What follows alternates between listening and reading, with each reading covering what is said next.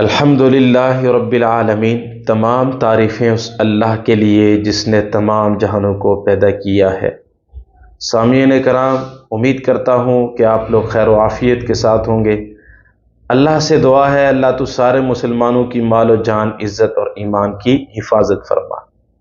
اس video کے اندر آج ہم کالا یرکان اور پیلا یرکان، اس کے بارے میں ہم آپ کو ایک عمل بتائیں گے، اور بہت آسان اور آزمودہ اور ایک مجرب عمل ہے۔ آپ یاد رکھیں گے، دعائیں دیں گے کہ کسی بھائی نے ہمیں عمل بتایا ہے۔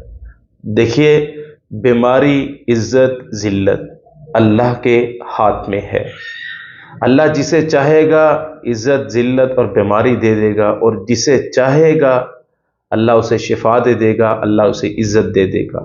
لیکن یاد رکھیے گا کہ عزت اسی کو ملے گی جو اللہ کا ہوگا، ذلت اس کو ملے گی جو اللہ کے حکموں کو توڑے گا، نہیں مانے گا۔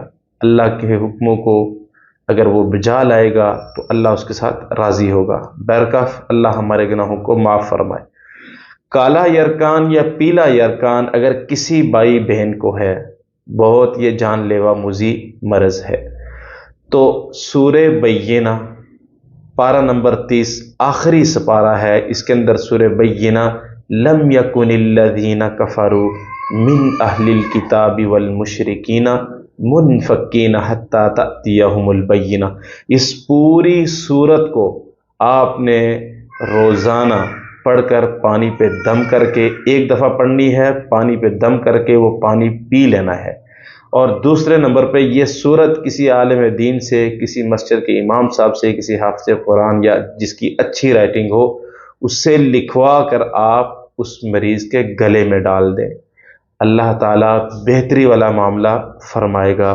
انشاءاللہ چند دن تک آپ کی یہ بیماری اللہ ضرور اس کو ختم فرمائے گا، چاہے بچہ ہے، بوڑھا ہے، بزرگ ہے، ماں بہن، کچھ بھی ہے۔